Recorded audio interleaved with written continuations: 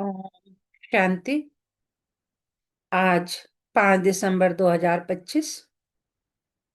मेरे प्यारे आत्म स्वरूप सुनने वाले आत्माभिमानी बच्चों को, आज हम एक बहुत गहन, बहुत सुंदर आध्यात्मिक यात्रा पर चलेंगे। एक ऐसी यात्रा जो हमें इस पुरानी अशांत पतित दुनिया से उठाकर एक नई पावन साफ सुथरी हल्की दुनिया की ओर ले जाती है। ऐसी यात्रा पर चलेंगे। तो आज का संदेश है, बाबा क्या संदेश दे रहे हैं आज? मीठे बच्चे, ये पतित दुनिया एक पुराना गांव है जो तुम्हारे लायक नहीं है, जो तुम्हारे रहने लायक नहीं है। अब तुम्हें पावन नई दुनिया में चलना है। तो इस पॉडकास्ट में हम इसे जीवन से जोड़कर, ये जो बाबा समझा रहे हैं, हमें संदेश जो दे रहे हैं, इसे जीवन से जोड़कर उदाहरणों के साथ शांत भाव से गहराई से समझेंगे। तो आराम से बैठेंगे, एक लंबी गहरी सांस लेंगे और अब चलिए चलते हैं, इस आध्यात्मिक अनुभूति की यात्रा की शुरुआत करते हैं। सबसे बाबा कह रहे हैं, सबसे पहले कह रहे हैं कि ये दुनिया जो है एक पुराना गांव है। कभी आपने किसी बहुत पुराने गांव में कदम रखा हो, जहां सड़कें टूटी हो, घर जर्जर हो, बिजली ठीक से ना आती हो, चारों ओर धूल ही धूल हो? अगर ऐसा कभी पुराने गांव में आप गए हैं तो सबसे पहले क्या विचार आता है? कि ये जगह रहने लायक नहीं है। फिर भी जो लोग वहां रहते हैं, उनका मन उस पुरानेपन का आदी हो जाता है। वे कहते हैं, क्या कहते हैं? यही हमारा घर है, यही हमारा आराम है। तो बाप बताते हैं कि आज की दुनिया भी बिल्कुल वैसी हो चुकी है। कैसी? टूटे हुए रिश्ते, टूटी हुई शांति, अशांति, तनाव, जलन, डर, लड़ाई झगड़े, युद्ध की तैयारी। और फिर भी मनुष्य कहते हैं कि यही हमारा स्वर्ग है, यही जीवन है। पर भगवान समझाते हैं कि बच्चे, यह दुनिया एक पुराना गांव है। यह तुम्हारे रहने के लिए नहीं बनी है। अब तुम्हें पावन वॉइसलेस दुनिया में चलना है। तो बाबा उन्नति की जो है एक युक्ति बताते हैं कि चलना कैसे है, कैसे उन्नति करनी है इस पुराने गांव से नए घर जाने के लिए, नए गांव जाने के लिए। तो उसकी एक ही युक्ति बाबा बताते हैं, और वो है शिव बाबा की मत पर चलना। तो आज का मुख्य उत्तर है, उन्नति की एक युक्ति, अपनी मत नहीं चलानी, आज्ञाकारी बनकर शिव बाबा की मत पर चलना। इसे समझते देखिए एक छोटे से उदाहरण से। एक बच्चा साइकिल सीख रहा है। पिता उसे कहते हैं, बस हैंडल सीधा रखो, मैं पीछे से पकड़े हुए हूं। जब साइकिल सीखते हैं बचपन में तो ऐसे होता है ना। अगर बच्चा बार बार पीछे मुड़कर देखे तो गिर सकता है। अगर बच्चा अपनी मनमानी करे तो भी गिर सकता है। लेकिन यदि बच्चा पिता पर भरोसा रखे और बस हैंडल सीधा रखे तो वह आसानी से चलना सीख जाता है। इसी प्रकार शिव बाबा कहते हैं, बच्चे मेरी मत पर चलो। अगर किसी बात में थोड़ा नुकसान भी दिखे तो भी रेस्पॉन्सिबिलिटी तुम्हारी नहीं, मेरी होगी। बाबा तो रेस्पॉन्सिबिलिटी लेने को तैयार है कि कोई भी बात अगर तुम मेरी मत पर चल रहे हो, अगर किसी भी बात में लाभ हानि जो कुछ है वो तुम्हारी जिम्मेदारी नहीं है, मेरी जिम्मेदारी है। मैं ठीक कर दूंगा। कितना प्यार है इस वाक्य में। वास्तविक उन्नति वहीं से शुरू होती है। कहां से?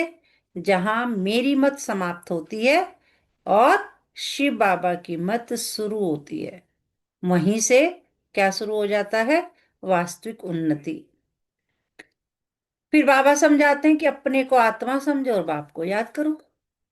किसी भी दुख का पहला कारण है बॉडी कॉन्शियसनेस। अपने को देह समझना, आत्मा नहीं। जैसे ही हम कहते हैं मुझे दुख है, मुझे परेशानी है, मेरे साथ ऐसा क्यों हुआ, हम शरीर को पकड़ लेते हैं, है ना। लेकिन जैसे ही हम कहते हैं मैं आत्मा हूं, पवित्र, शांत, उज्जवल प्रकाश का बिंदु, हम हल्के हो जाते हैं। जैसे ही हम अपने आप को आत्मा समझते हैं, और फिर बाप को याद करो, दुख ही दुख दूर हो जाएगा, सारे दुख ही दूर हो जाएंगे जैसे ही हम बाबा को याद करेंगे। इसे समझते हैं एक उदाहरण से। जैसे आप किसी पुराने कमरे की खिड़की खोलते हैं, सूरज अंदर आता है, अंधेरा भाग जाता है। क्या आपको अंधेरे को बाहर ले जाने की जरूरत पड़ी? नहीं ना। सूरज आया, अंधेरा चला गया। ठीक वैसे ही शिव बाबा की याद आती है और दुख अपने आप चले जाते हैं। यही है याद की यात्रा। फिर बाबा समझाते हैं कि तुम गुप्त वॉरियर हो। हमारी जो असली लड़ाई है वो किससे है? दुनिया सोचती है कि लड़ाई जो है हथियारों से होती है, लेकिन बाप कहते हैं तुम बच्चे गुप्त वॉरियर हो। कैसे? क्योंकि हमारी लड़ाई बाहर की नहीं है, अंदर की है। अंदर की मतलब काम, क्रोध, लोभ, मोह, अहंकार, इन पांच विकारों से लड़ना। इन्हें जीतना ही असली वीरता है। बाहर की लड़ाई प्राण लेती है ना, वहां हथियार है। और अंदर की लड़ाई प्राणों को पवित्र बनाती है। फिर बाबा समझा रहे हैं कि जो चार्ट रखना है, वो चार्ट रखने से क्या होगा?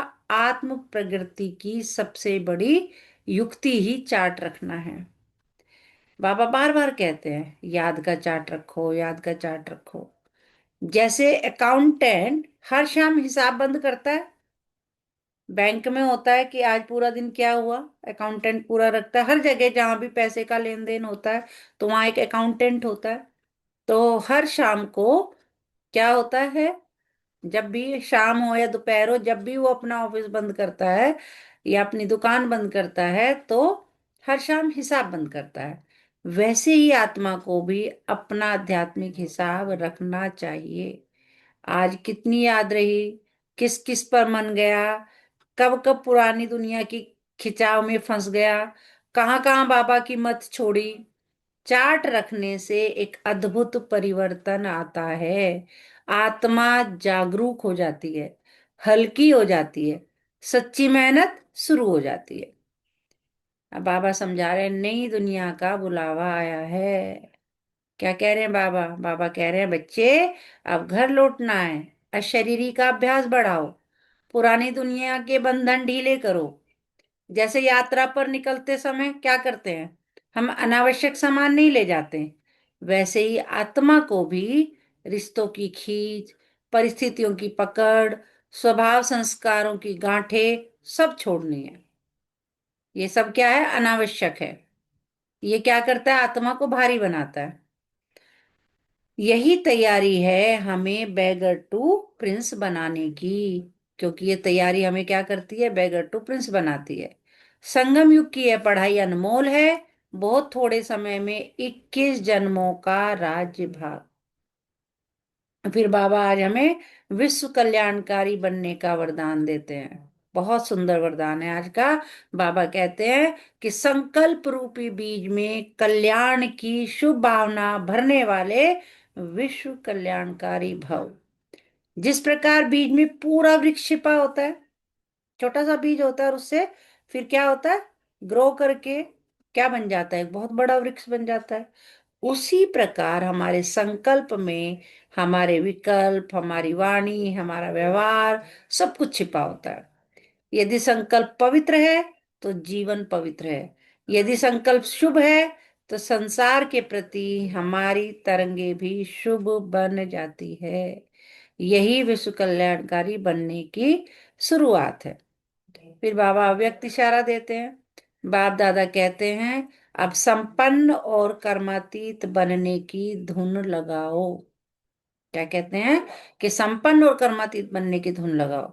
शरीर का बंधन, कर्म का बंधन, व्यक्तियों का बंधन, स्वभाव संस्कारों का बंधन, कुछ भी हमें खींचकर नीचे न ला पाए। हम सदा न्यारे भी, और अति प्यारे भी बने, ऐसा अभ्यास करना है। तो प्यारी आत्म स्वरूप भाई बहनों, आज का संदेश हमें बार बार याद दिलाता है। क्या याद दिलाता है? कि ये दुनिया पुरानी है, हमारा घर नहीं। हमें अब नई दुनिया की यात्रा शुरू करनी है। उस यात्रा की पहली सीढ़ी क्या है? मैं आत्मा हूं। दूसरी सीढ़ी क्या है? शिव बाबा मेरा साथी है। तीसरी सीढ़ी क्या है? मैं हर आत्मा के लिए शुभ भावना रखूं। इसी में हमारी उन्नति, इसी में हमारा स्वर्ग, इसी में हमारा सच्चा सुख छिपा है। तो आज के इस सत्र में हमने क्या समझा? कि पुरानी अशांत दुनिया से डिटैच होकर पावन नई दुनिया की दिशा में बढ़ना हमारी आत्मिक उन्नति का वास्तविक मार्ग है। यदि आपका आज का ये आध्यात्मिक यात्रा आपको उपयोगी लगी हो तो लाइक करें, चैनल को सब्सक्राइब करें और इस ज्ञान को उन आत्माओं तक पहुंचाएं जिन्हें इसकी सच्ची आवश्यकता है। याद रखिए, याद की यात्रा, दैवी गुणों की धारणाएं और शिव बाबा की मत पर चलना, यही हमारी नई दुनिया का आधार है। तो आज पूरे दिन क्या करना है? अपने संकल्पों को पवित्र रखना है, अपनी ऊर्जा को उच्चतम स्तर पर बनाए रखना है और रूहानी बाप की याद में रहना है। अच्छा, ओम शांति। रूहानी बाप की रूहानी बच्चों को याद, प्यार और नमस्ते। हम रूहानी बच्चों की रूहानी माता पिता बाप दादा को सर्व संबंधों से, सिकवे प्रेम से, दिल व जान से याद, प्यार, गुड मॉर्निंग, नमस्ते बाबा, नमस्ते, बारंबार नमस्ते और शुक्रिया। ओम शांति।